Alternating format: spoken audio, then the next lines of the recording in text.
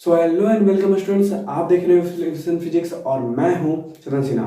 आज हम लोग क्लास 12 देखने वाले हैं। जैसा कि आपको पता है क्लास 12 में क्रैश कोर्स चल रहा है, जो कि हमारा वीवीआई शॉर्ट आंसर क्वेश्चन का होता है 2 नंबर वाला लघु उत्तरीय प्रश्न, जिसको हिंदी में बोलते हैं। और सेक्शन हमारा आज का धारा होगा, इलेक्ट्रिसिटी होगा, करंट इलेक्ट्रिसिटी होगा। इसमें जो भी वीवीआई मार्क्स है वाला क्वेश्चन है वो हम लोग लिख चुके हैं। टॉप 7 क्वेश्चन है, तो हमें एक एक करके अच्छे से देखते हैं। विद्युत धारा क्या है, ऐसा ही मात्रक देखें, थोड़ा सा प्रकार समझेंगे, क्योंकि कभी कभी पूछ देता है प्रकार का अंतर। दूसरा, चालक, अचालक और अर्धचालक का अंतर बताइए। तीसरा, धारा घनत्व क्या है बताइए। ओम का नियम किसे कहते हैं। पांचवा, चालक तथा चालकता में क्या अंतर है। छठा, विद्युत वाहक बल किसे कहते हैं। सातवां, किरचॉफ या किरचॉफ, कोई बुक में किरचॉफ लिखता है, कोई बुक में किरचॉफ लिखता है, का नियम क्या है। तो हम लोग ये 7 क्वेश्चन का आंसर अच्छे से समझेंगे और उसको अपने कॉपी पे भी लिखेंगे। तो बने ही आप हमारे साथ, और हम लोग देखने वाले हैं 2 मार्क्स वाला क्वेश्चन जो भी वीवीआई है। तो चलिए एक एक करके पढ़ते हैं। तो सबसे पहले आता है विद्युत धारा। सबसे पहला क्वेश्चन हमारा क्या है, विद्युत धारा। सबसे पहला क्वेश्चन हमारा विद्युत धारा क्या है, तो समझते हैं विद्युत धारा को।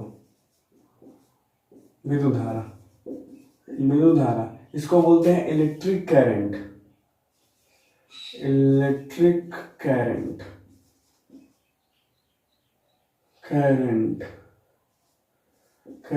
ठीक है, इलेक्ट्रिक करंट बोलते हैं।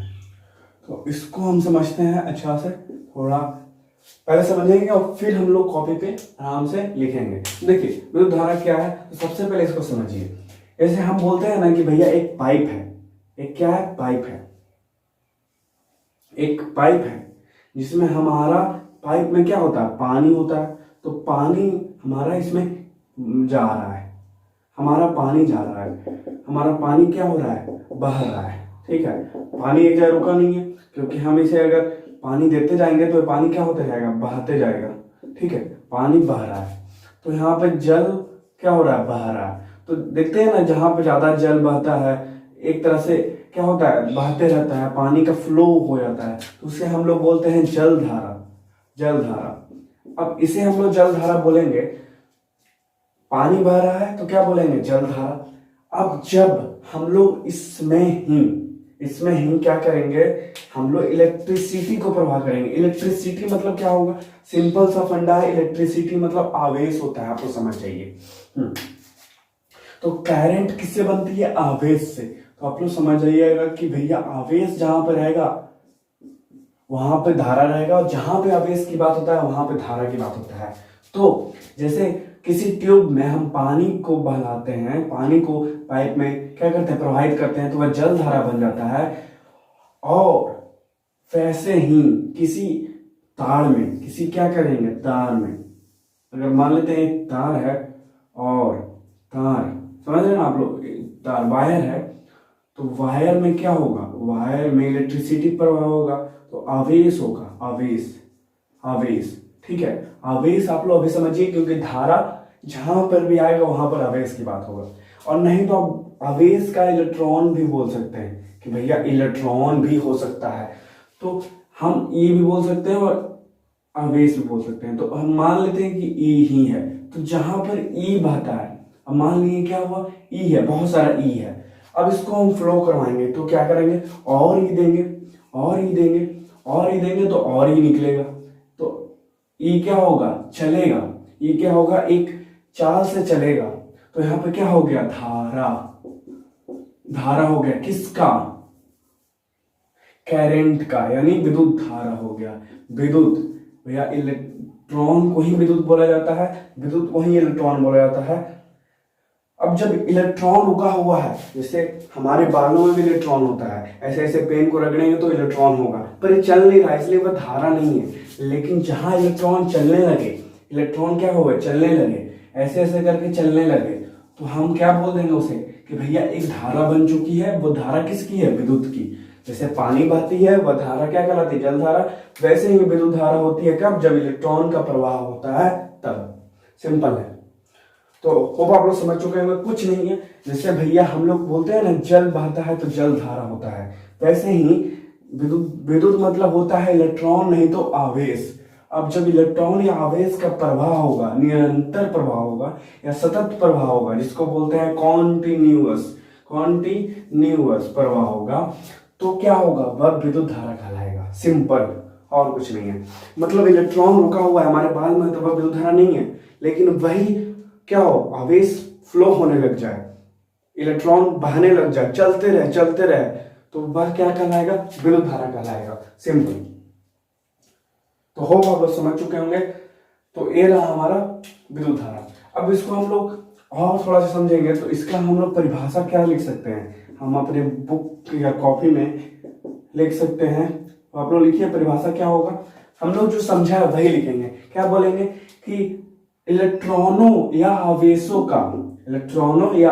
का सतत प्रभाव लगातार बहना ही विद्युत धारा कहलाता है। यदि इलेक्ट्रॉन और आवेश का प्रभाव निरंतर होने लगेगा, प्रभाव। देखिए यहाँ पे दो वर्ड हैं, एक होता है प्रभाव, जिसको हम लोग इफेक्ट कहते हैं, या किसी चीज पर इफेक्ट आना, एक होता है प्रवाह, फ्लो। तो हम इसकी बात कर रहे हैं, प्रभाव नहीं, हम बात करेंगे इसकी प्रवाह की। तो आवेश या इलेक्ट्रॉनों का जब निरंतर प्रवाह होने लगेगा, कॉन्टिन्यूअस फ्लो होने लगेगा, तब उसे हम विद्युत धारा कहेंगे। तो परिभाषा में आप लोग ए लिख सकते हैं। अब बोला है कि भैया इसका एसआई मात्रक लिखें, तो भैया इसका एसआई मात्रक बहुत ही सिंपल होता है। धारा का एसआई मात्रक सबको पता है कि एम्पियर होता है, ठीक है, एम्पियर होता है। लेकिन एम्पियर होता कैसे है, ठीक है, एम्पियर होता कैसे है, आई बराबर, देखो आई जो होता है हमारा आवेश का, यदि आप लोग सूत्र पढ़े होंगे तो Q बराबर आई टी होता है हमारा, तो यहाँ पे आई नहीं निकालेंगे, आई बराबर Q अपॉन टी। तो इससे न्यूमेरिकल भी हमारा बन जाता है कि भैया हमारा आई क्या होगा, आवेश और समय के अनुपात होगा। तो आवेश का कूलाम होता है और समय का टी होता है, यानी टाइम। तो कूलाम बाय टाइम, तो क्या होगा हमारा इसको ही एम्पियर कहला जाएगा। हाँ, Q बराबर आई टी, तो आई बराबर Q अपॉन टी। तो यहाँ पर कूलाम पर समय हमारा एम्पियर होगा, और एम्पियर को ही हम लोग बोलेंगे कूलाम पर समय, यानी धारा का जो एसआई मात्रक होगा वो होगा एम्पियर, ठीक है, एम्पियर।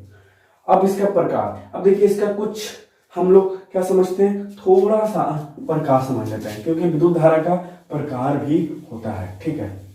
तो हम लोग थोड़ा सा इसका टाइप में चले जाते हैं और समझते हैं कि क्या होता है।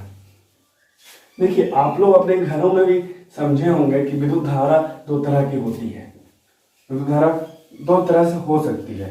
कैसे, देखिए आप लोग को ये प्रैक्टिकली नहीं करना है, क्योंकि ये जो विद्युत धारा होती है जो हमारे घरों में होती है, जैसे टीवी चलता है, वह उसमें करंट मारता है, ठीक है, उसमें क्या होता है, करंट मारता है। तो हम लोग इसकी प्रकार देखेंगे, तो विद्युत धारा का प्रकार हम लोग देखेंगे, ठीक है। इसका दो प्रकार होता है। देखिए हम लोग ठेठ भाषा में चलेंगे, तो जहां पे करंट मारे, जहां पे करंट छूने से लगे, करंट लगे, वह एक प्रकार माना जाएगा, और जहां पे करंट ना लगे, वह एक प्रकार माना जाएगा। क्योंकि आप लोग देखे होंगे बल्ब हमारा बैटरी से भी चलती है, और बैटरी को छूने में करंट नहीं लगती है, तो जहां पे करंट ना लगे वहां पर एक होगा करंट, इलेक्ट्रिसिटी, और जहां पे करंट लगे वहां पर क्या होगा, एक होगा। तो भैया क्या छू के देखना है, नहीं, प्रैक्टिकली आप लोग को नहीं करना है, वरना हो सकता है कि आपको हॉस्पिटल जाना पड़े, तो हमें प्रैक्टिकली नहीं करना है। तो सिंपल सा फंडा है कि भैया जहां पे करंट लगे, जहां पे हमें पता होता है कहां पे करंट लगेगा, हमारा जो पॉल से लाइन आता है, पॉल से जो इलेक्ट्रिसिटी आता है, जो हमारे घरों में टीवी चलता है, पंखा चलता है, उसमें हमारा करंट लगने की संभावना क्या है, करंट लगती ही लगती है, ठीक है। और जो हमारा इन्वर्टर होता है, जो बैटरी होता है, जैसे टॉर्च में सेल होता है, वह क्या होता है, करंट नहीं लगने वाला कंडीशन होता है।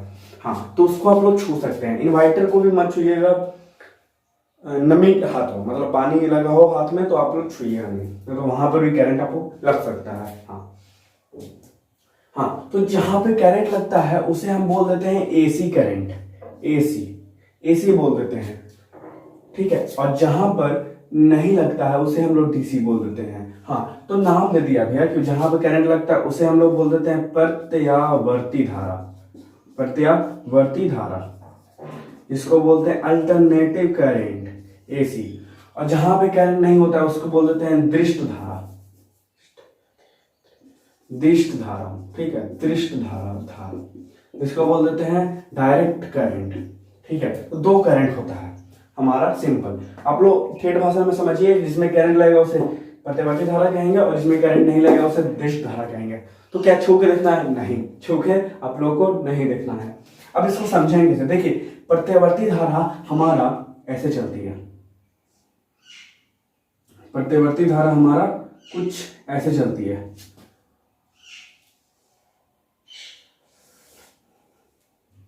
इस समय होगी हमारा प्रत्यावर्ती धारा का ग्राफ कुछ ऐसे होता है, ठीक है।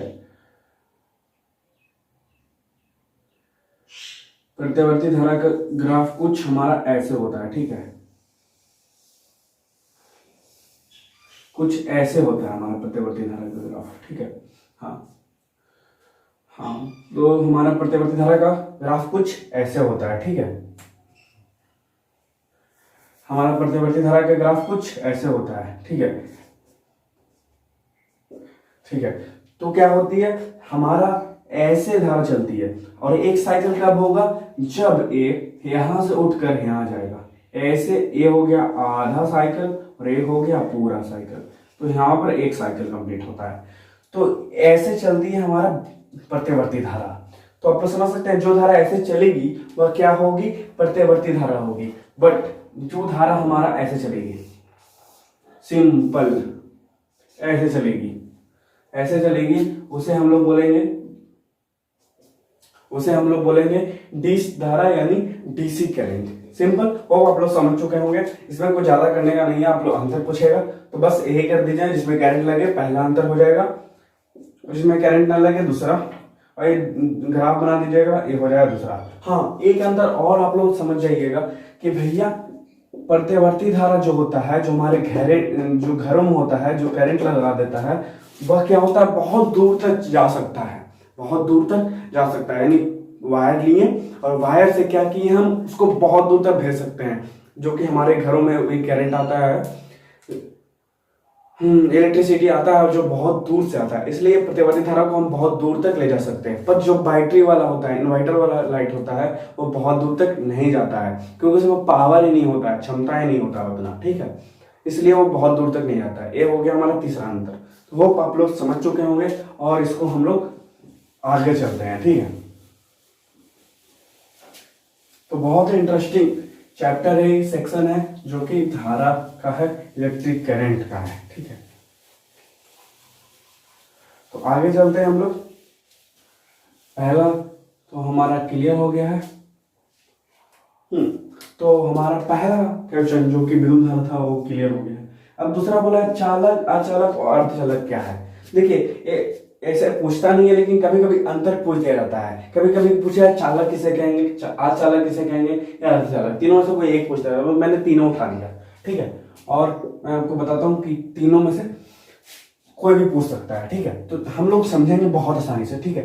तो हम लोग देखते हैं कि यहाँ पे चालक रखते हैं, चालक को सुचालक भी बोलते हैं, कंडक्टर भी बोलते हैं, कंडक्टर, ठीक है, कंडक्टर चालक है। और हमारा पे यहाँ पे अचालक है, इसको बोलते हैं non conductor, non conductor, conductor, non conductor. और एक हमारा अचालक हुआ, सॉरी अर्धचालक हुआ, अर्धचालक हुआ, इसको बोलते हैं semi conductor, semi conductor, semiconductor. तो हम इसको समझने की कोशिश करते हैं, ठीक है, इसको समझने की कोशिश करते हैं। हाँ, तो देखिए, चालक, अचालक, अर्धचालक, अभी तीनों को हम एक साथ समझेंगे ना तो हमें बहुत अच्छा समझ में आएगा। देखिए, आप लोग बहुत चीज देखे होंगे कि भैया तार लेते हैं तो तार से हम करंट ले जाते हैं तो आराम से चला जाता है। तो वो तार क्या होता है, ऐसा पदार्थ होता है जिससे करंट पास हो जाता है। सही बात है। अब जिससे करंट पास हो जाए, वैसा पदार्थ जिससे करंट पास हो जाए। तार से करंट पास हो गया, किससे, हाँ, और किससे, सिल्वर से करंट पास हो जाएगा। हाँ, सिल्वर में अगर करंट देगा तो करंट पास हो जाएगा। क्या लकड़ी से होगा? नहीं, लकड़ी से नहीं होगा। दीवार से नहीं होगा, दीवार सूखा हुआ होगा तो नहीं होगा। लकड़ी सूखा हुआ होगा तो नहीं करंट पास होगा। हाँ, अब देखिए, जिससे करंट पास हो रहा है वो हमारा क्या है?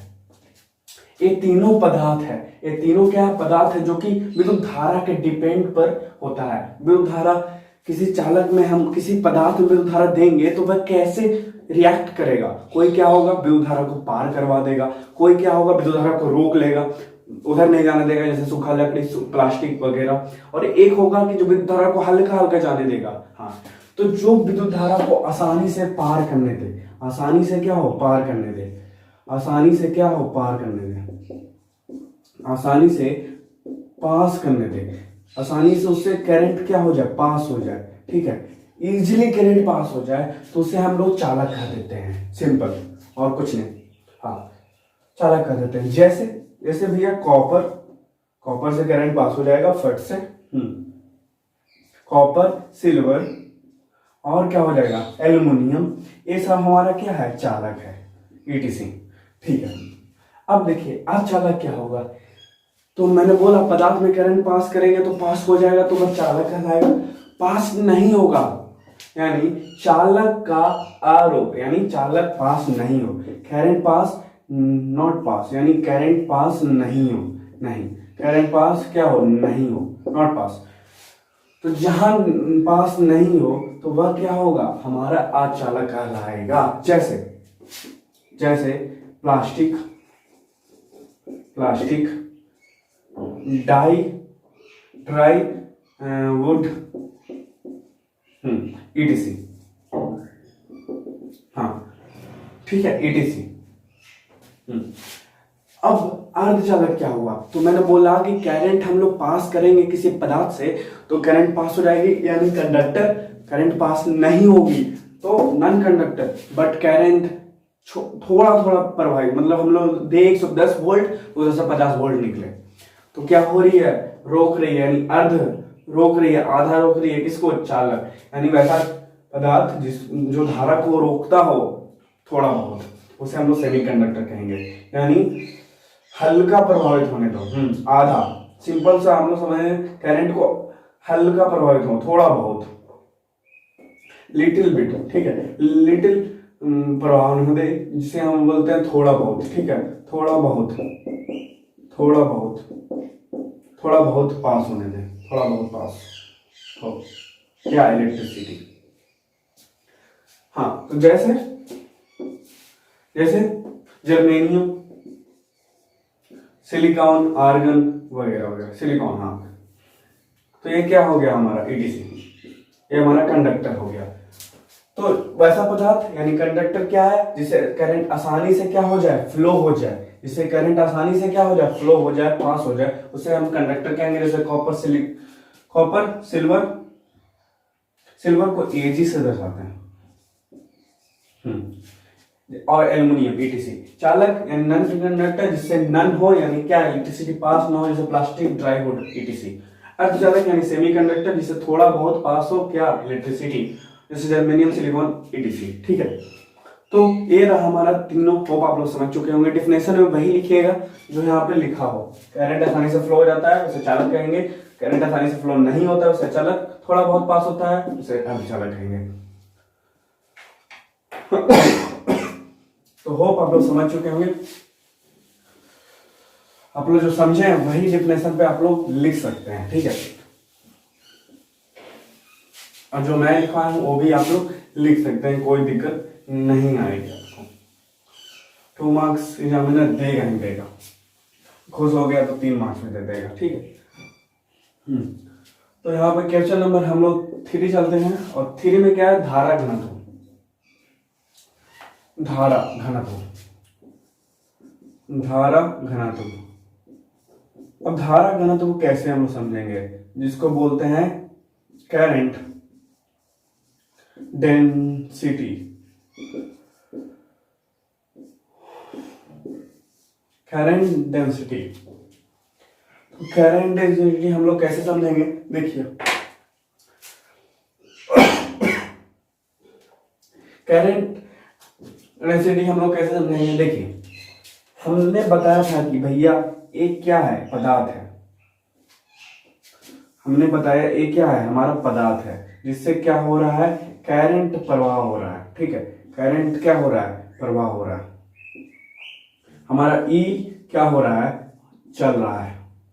ई क्या हो रहा है, हमारा चल रहा है। तो इसे हम लोग धारा बोल दिए कि भैया ठीक है।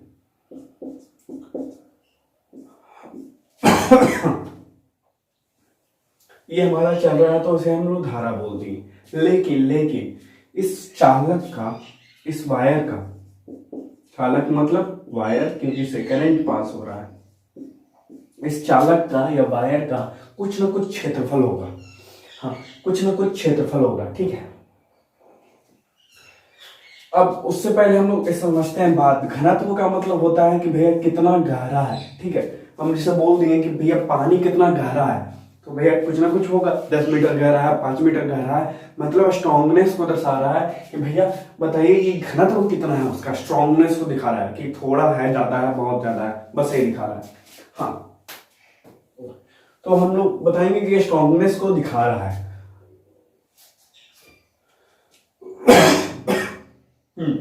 तो जैसे हम लोग माने कि एक वायर है जिसमें इलेक्ट्रिसिटी पर फ्लो हो रहा है, इलेक्ट्रिसिटी क्या हो रहा है, प्रवाह हो रहा है चालक में, वायर में, तो इसका कुछ ना कुछ क्या होगा, एरिया होगा, क्षेत्रफल होगा। इसका कुछ ना कुछ क्षेत्रफल होगा, एरिया होगा, किसका, वायर का। अब जिस एरिया में, मान लिया हमारा एरिया ए है, मान लिया हमारा एरिया ए है, ठीक है, एक पार्टिकुलर एरिया को हमने ले लिया। अब इस एरिया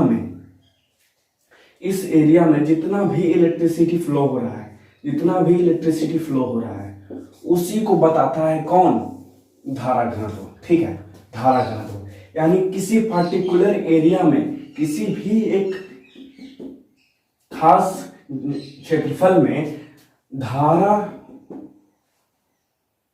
धारा घनत्व कहलाती है। हाँ, तो किसी भी पार्टिकुलर मतलब कोई भी एक खास एरिया में हमने कितना धारा दिया, कितना धारा फ्लो हो रहा है, वो हमारा धारा घनत्व कहलाती है। तो होप आप लोग समझ चुके होंगे। ठीक है, यानी किसी क्षेत्रफल पे धारा को ही धारा घनत्व कहते हैं।